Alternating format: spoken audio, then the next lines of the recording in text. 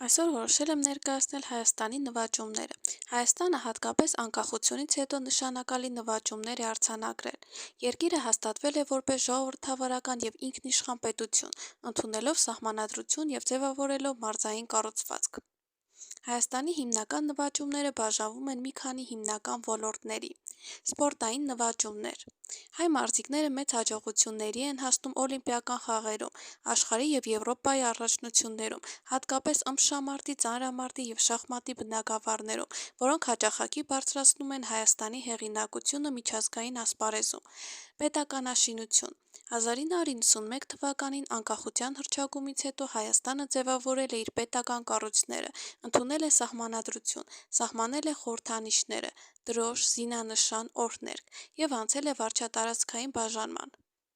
Տեխնոլոգիական զարգացում։ Վերջին տարիներին Հայաստանը դառնում է տարածաշրջանային կենտրոն՝ աճող ստարտափ էկոհամակարգով և միջազգային տեխնոլոգիական ընկերությունների ներկայացվածությամբ։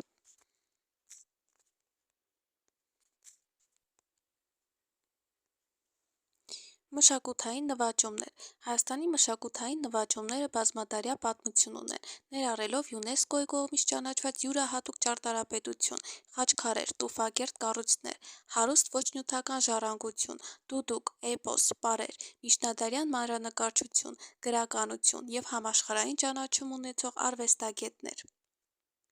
Ճարտարապետություն և քանդակագործություն։ Հայկական տուֆի կիրառմամբ յուրահատուկ ճարտարապետական ոճ, որը հայտնի է իր վարդագույն երանգով և հնագույն եկեղեցական կառույցներով, օրինակ Երևանի ճարտարապետական տեսքը, խաչքարային արվեստը՝ որպես քանդակագործական բացառիկ երևույթ։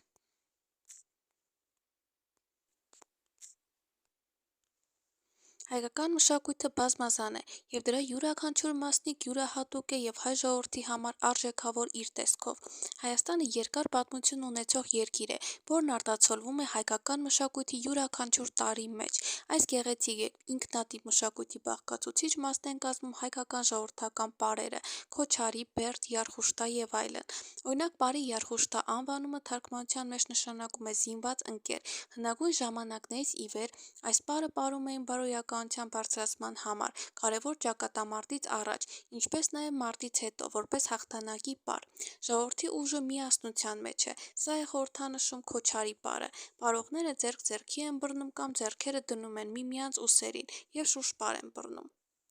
Հայաստանը եզակի մշակույթով հնագույն երկիր է, համաշխարհային գլուխգործոցների ծննդավայր։ Այս մշակույթի հիանալի մասը հայ ժողովրդական երաժշտությունն է, որը սկիզբ է առել հին ժամանակներից։ Դրա գիտականորեն հետևելի պատմությունը սկսվում է 3 հազարամյակների ընթացքում։